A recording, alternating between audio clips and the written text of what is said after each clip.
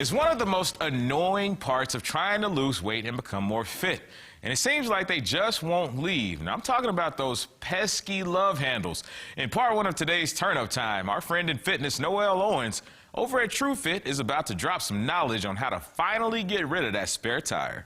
The answer is diet, right, and then cardio. So diet, what do they don't want to hear? Cut down on alcohol. So any of the fat that grows here around the belly, it's generally made of sugar, stress, or alcohol.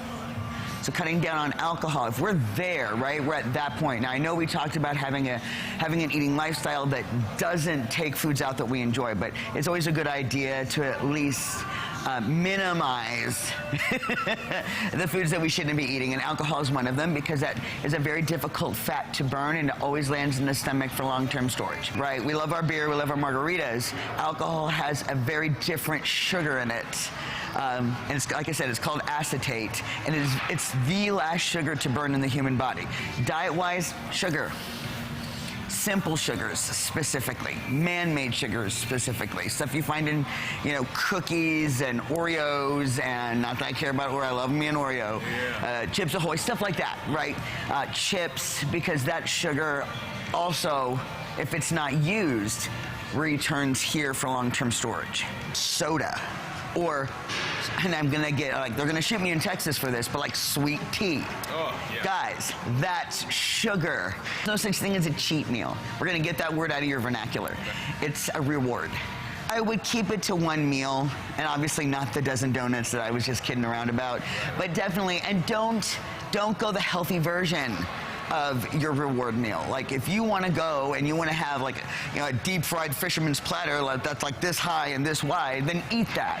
Enjoy it. Yeah. And enjoy it, and don't leave that meal feeling like you've just taken a step back. Because that one meal, think about it, put in perspective. If I eat 7 days a week and I eat minimum 3 times a day, I'm gonna eat 21 times.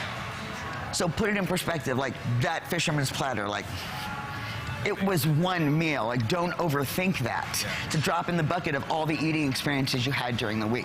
So, so high intensity intervals, that has typically a higher melting point. So that's when you're looking at sprints or boxing classes or things like that where your heart rate goes up. Weights and stuff, number one, you want to base it on your own cardiovascular fitness. So there's really no standard one answer to that question.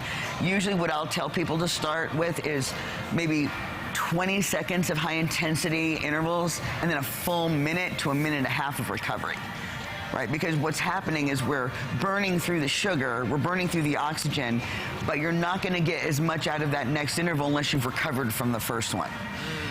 Okay. So this type of exercise is not no pain, no gain. You gotta be really smart about it, otherwise you can start making yourself sick or nauseous, and you're not gonna do it again. Now, coming up in part 2, she gave you the diet part of it. Coming up in part 2, she's going to show us a few exercises with the proper form that will help kill that spare tire.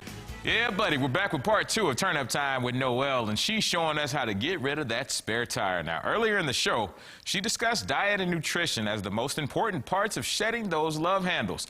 Now she's about to show us a few sweat-inducing exercises to work them off the right way. Let's get it going. I walk through this club every day and I watch people do just the opposite, and they're doing exercises that they think are doing that, but they're actually making their waist bigger. And one of the most common mistakes is the side bend. So Austin, will you please show them what we look at every single day? So a side bend. So what you're doing is he is making his waist smaller. So you notice when he comes off to the side, his waist is becoming shorter, which means it's getting wider. When you're trying to lose those love handles, when you're trying to bring in that waist, do not go into these side bends. Because when you're doing that, you're now making yourself out like this and not like this. Second thing that I see a bunch of people do, and they tell me all the time, I'm trying to get rid of my love handles, I do tons of sit-ups. So, yeah, there you go. So, I want you to notice the mistakes that he's purposely making, right? He's lifting up his legs, which is pulling in his hips. He's straining his neck, which is creating more problems for his shoulders. And just like we talked about with the obliques, he's making his abs shorter. which means he's pushing the body fat out and he's not achieving the goal that he set out to achieve by doing these sit-ups. So you're not gonna sit up and you're not gonna crunch those love handles away. Another one we see people do incorrectly, and I'm gonna have you sit up for me, is the Russian twist. Then they try to get fancy and they lift their feet up. You can see all those muscles that are straining, and most of them have nothing to do with the movement that he's doing, right? Now, this is not a bad movement. Go ahead and what you're gonna wanna do is go one side at a time so you can 100% control the movement.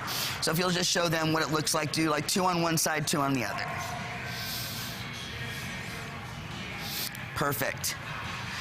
Perfect. And what he is doing, thank you, is the obliques are actually a fan muscle, and they wrap around the waist. When you work a muscle in the direction that the striations are going, then you're actually going to effectively make that muscle stronger, but not necessarily shorter. Next thing I want to show you is something you should be doing, and that is a plank. Now, you can do them 2 ways. This is a bridge way. Bridge is kind of a step 1, if you will. There is still pressure being placed on the abdominals. You're still fighting gravity and your core is engaged. Once you've mastered this, go ahead and come up on your hands. Then you can move up on your hands. Now you'll see that we have a greater distance away from the floor. You're having to fight gravity even more, plus you're engaging other muscle groups so that the abdominals and the core have to learn how to play well and talk well with others. Now to recap, Noelle says proper nutrition and mixing the right exercises for each muscle group in the body are the keys to losing weight and living a healthier lifestyle. And remember, form is everything.